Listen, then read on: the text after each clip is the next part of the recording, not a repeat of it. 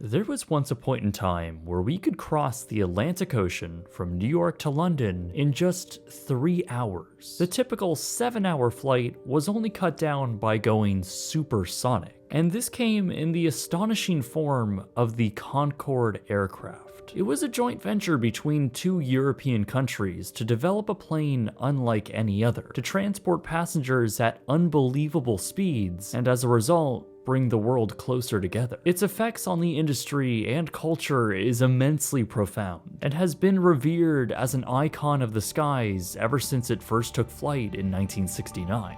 But then it all stopped. Concorde flew for the last time in November 2003. Not only did it die, but it put an end to the entire age of supersonic travel. Today I want to find out why. Why did supersonic transport fail, and what possible future may it have?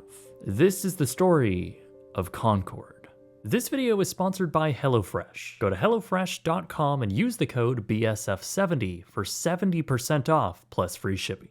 It all began in Europe in the mid-1950s, when the British government had begun discussions of building a civilian aircraft capable of immensely high speeds. By this point, the Americans already had proved that a supersonic aircraft was possible in 1947, and with commercial aviation picking up on its own speed, this future prediction had some legs. See, by the mid-1950s, Britain had already lost the race to build a competitive jet-powered aircraft. While they were the first to do it in the form of the Comet, built by de Havilland, the American-built Boeing 707 ultimately reigned supreme. But talks were still being had about the idea of a supersonic transport, or SST for short. In a rather small amount of time, commercial aviation made the jump from propeller aircraft to jets, and it was believed that supersonic was the next leap for aviation. With airlines and the public expressing interest, it really was politics that got the ball rolling. Word quickly spread that the United Kingdom, France, the Soviet Union, and the United States were all working on their own versions of the SST. And it greatly mattered not only from a market standpoint on who would get it done first, but it now became about which country could be seen as the most technologically advanced. A sort of vanity race to show who was the most capable. So with those motivators well in effect, these nations got busy with this monumental engineering feat. In America, a competition was underway between the major aircraft manufacturers, primarily with Boeing, who were developing the 2707. They came out ahead, winning the government contract over other companies like Lockheed and McDonnell Douglas, who really weren't as serious as Boeing. France and the UK were also developing their own independently, but ultimately decided to unite on a joint venture to develop the SST and share the costs. It was announced in 1962 when the two countries signed their treaty, and it was quite a political move which really made a lot of sense, with two economically strong nations teaming up to share the costs, giving this project the highest likelihood of success. Meanwhile, the Soviet Union were also well into development,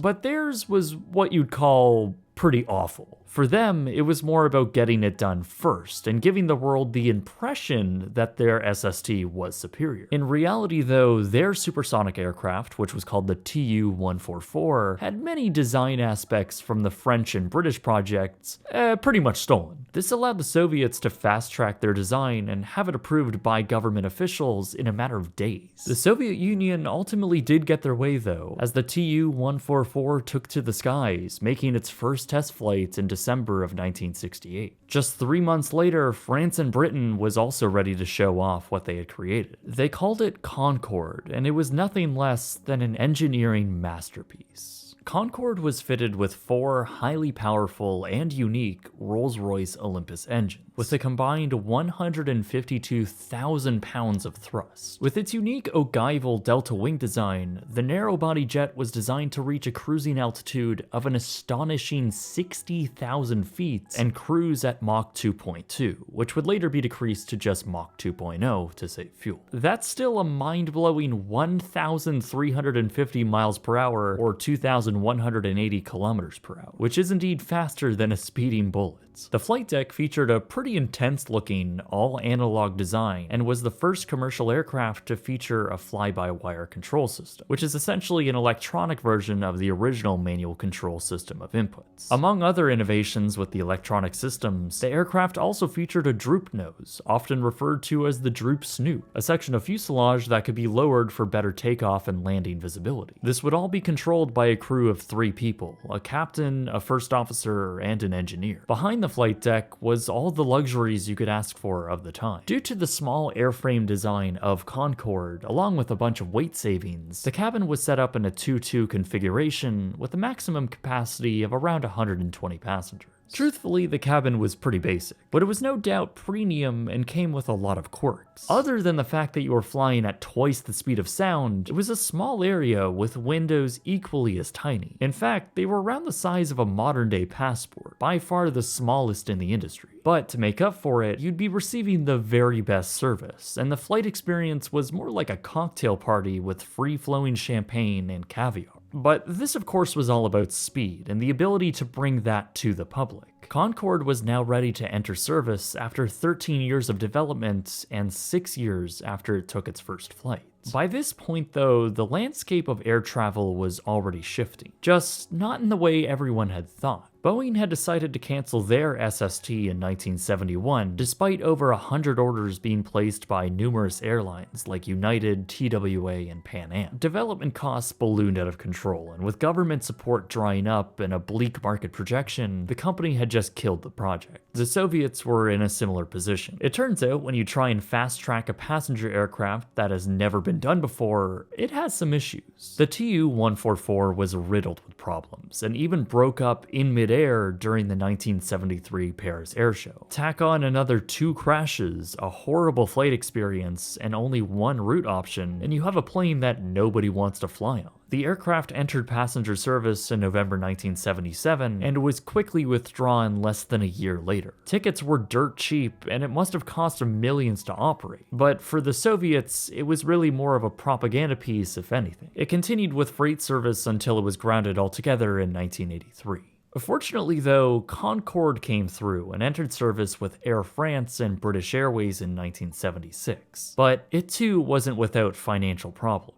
With several public showings and great enthusiasm through the early 60s, the Concorde received numerous orders from basically all the large airlines of the time. Pan Am had ordered 6 of them and showcased it alongside the cancelled Boeing 2707. TWA was another customer who got as far as to make a mock-up of the Concorde with the TWA livery in 1967. These were in the company of other airlines like United, American Airlines, Air Canada, Qantas, and many more. There was also a good deal of interest in a Concorde Type B, which would have had additional fuel tanks for a longer range. Initially, it was projected that the market could be interested in up to 350 jets by 1980, and these first few orders were rather promising. But sales soon started to dry up once some hard-hitting realities dawned on the Concorde program, mainly in the form of where the aircraft would even be able to fly. The US conducted tests in the mid-1960s to gauge what effects sonic booms would have over a populated area. Sonic booms are of course the after effect of an aircraft going supersonic, and the result of that test was a lot of annoyances and even property damage. Concorde was a noisy plane, and its sonic boom would likely disturb everyone below its path. So SSTs were then banned from flying over the United States, destroying any plans for possible routes from, say, New York to Los Angeles. Therefore, the aircraft could only be flown over oceans, and because of its range limitations, it could only make non-stop flights over the Atlantic, significantly limiting what routes airlines could put it on. Mix in the 1973 oil crisis, and airlines began to bail. In fact, the majority of airlines had canceled their orders for Concorde that year. The rest would soon follow also in the early 70s, and that just left Air France and British Airways as the sole operators. Despite all of these issues though, Concorde was the new icon of the skies. days. It was an immensely popular aircraft and known by name around the world. Everywhere it visited, crowds would flock to see it arrive. It was a spectacle, a jet unlike any other, and one which millions aspired to travel on. It was the pride of France and Britain, and a testament to the incredible mid-century spirits and engineering achievement. It truly became one of, if not the most iconic and beloved aircraft in existence, even for many watching the skies, surpassing the Boeing 747. Of course, those two planes couldn't be any different from each other and served very different purposes. While all other airliners of the time were designed for seat capacity and ticket margins, Concorde was all about speed and luxury. It really was a step above everything else. There was business class, then first class,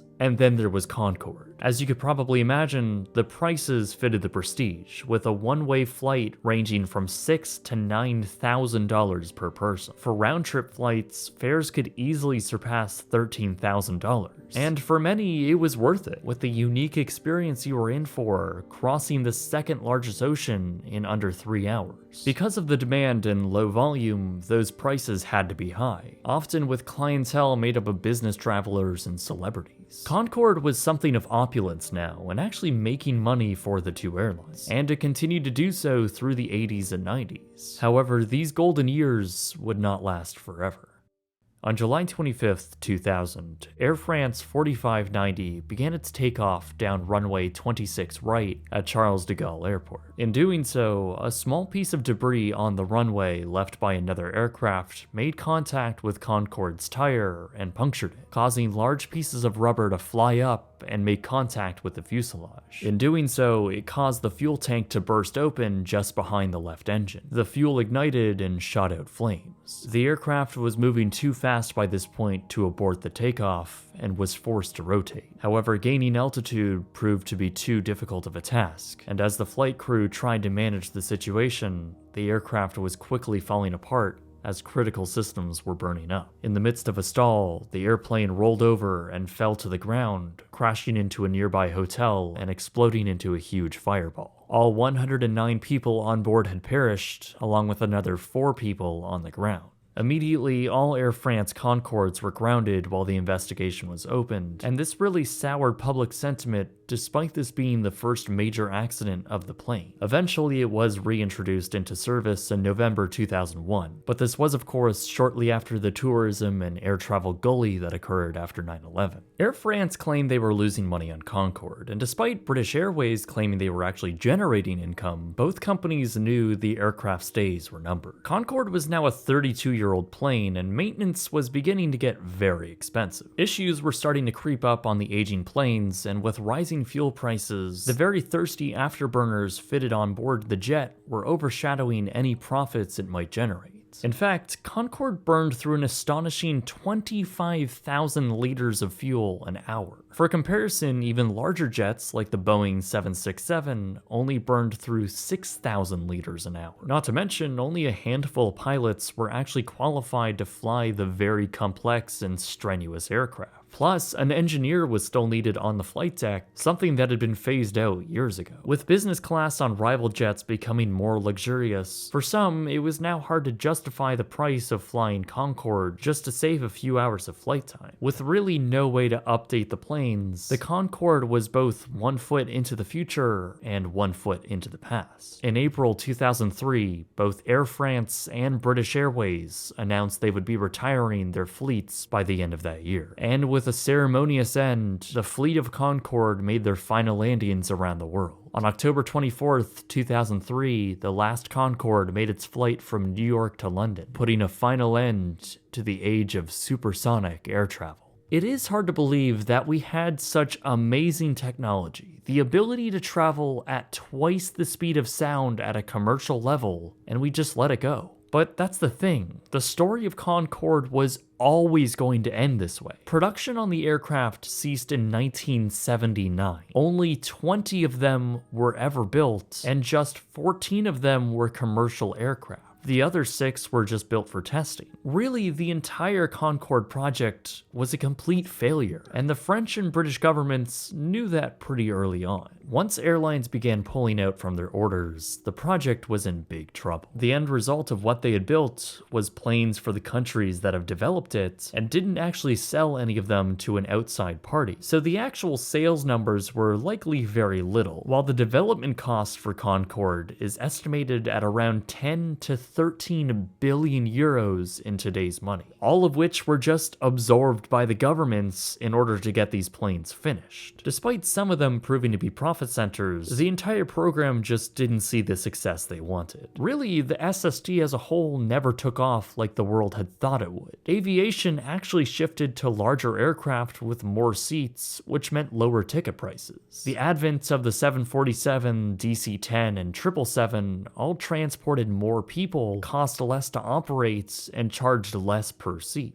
People often chose cost over convenience, and because of that, Concorde was always going to be a low-margin, high-cost per seat aircraft, and it never stood a chance against the mainstream industry. Once Airbus acquired its former manufacturer, the new company decided not to support the aircraft type after 2003. That's what sealed the fate. Even with a last-ditch attempt by Richard Branson to try and buy the remaining fleet from British Airways, the plane was just finished. Even from the 1970s, it was likely known that the Concorde would only last a few decades, until its lifespan was up. There was really no contingency plan afterwards to keep the planes flying. The remaining 18 aircraft in existence were all put on display in museums and exhibitions around the world. 3 of them are in the US, with the majority of the rest put on display around Europe. There are a few Tu-144s left in the world as well, also on display, and one even put up for sale on eBay in 2017. The full-size prototype of the Boeing 2707 also still exists. It was sold to a museum in Florida until the 80s, when it was purchased by a church. The Boeing SST remained in the building, hanging from the ceiling while church service was being held. It was eventually sold again and has remained in storage ever since.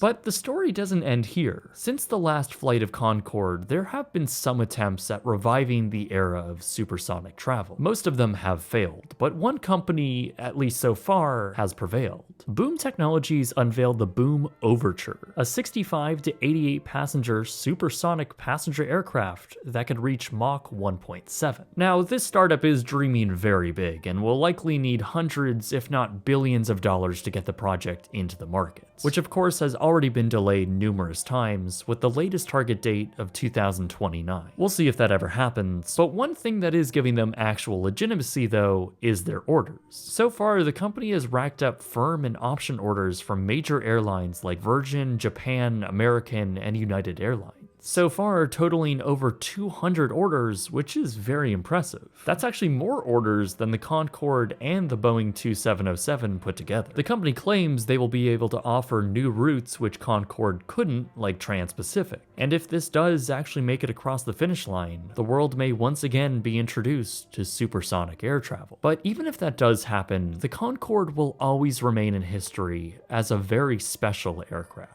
Not something to just get from A to B, but an embodied spirit of the countries who built it, the engineering prowess of the mid-20th century, and the wonders of what the human race is able to achieve. It's a brilliant piece of art, and there's so much more to the story, from the insane engineering to the never-built variants like a cargo version. I'll leave some links to other people's great reporting of the story in the description below. Now, Concorde was pretty limited on what routes it was able to take and rarely traveled away from those destinations. But the aircraft was sometimes chartered for specialty trips. They were filled with high-paying travelers embarking on flights around the world to see other cultures and try new food. A now defunct company called Intrav was one of the major facilitators of this, and while round-the-world trips started at around $60,000 a person, it was no doubt a journey of a lifetime. It was also one of the only times Concorde made a stop in the islands of Hawaii, a chance for savvy travelers to try new things. HelloFresh has sponsored this video and is allowing me to do the same with their Hawaiian-inspired rice bowl. Okay, well maybe it's not in the actual state of Hawaii, and okay, well maybe it's not because I traveled there on Concorde, but on the flip side, it wasn't $60,000. HelloFresh has actually been a great vessel for me to try new dishes, ones I would have never attempted to make myself otherwise, like this Greek-style lemon chicken, or what I'm making today, this Sloppy Joe-inspired stew. As it's always been, HelloFresh makes cooking the sometimes daunting dishes really quite easy. Not only are they easy, but just like today's stew, it's very good. There's over 35 weekly recipes, so there's always something new and delicious to fit your tastes. It's perfect for me when my days get very busy and I can rely on consistently great food, some only taking just 20 minutes to prepare. HelloFresh offers plans to fit exactly what I need, and it's perfect for the holidays. So maybe Concorde is gone forever and you can't fly across the Atlantic in a couple hours to go get your favorite dish in Europe. But at least you can make some pretty great dishes yourself through HelloFresh. And if you want to take them up on a pretty good offer and support the channel out as well, you can go to HelloFresh.com and use the code BSF70 for 70% off plus free shipping. Anyway guys, my name is Jake, and thank you very much for watching.